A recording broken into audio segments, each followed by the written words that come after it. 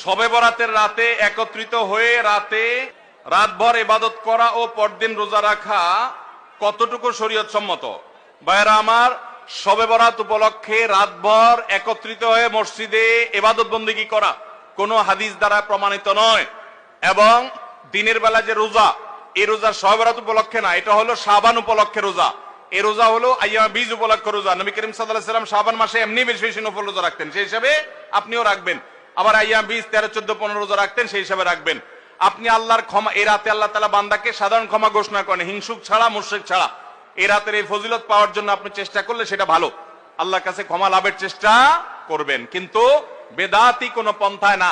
অনেকে বলে যে এত রাকাত নামাজ, অমুকটা এত সূরা এত রাকাতে পড়তে হবে, এগুলা মন গড়া কথাবার্তা, এগুলার কোনো ভিত্তি কোরআন হাদিসে নাই।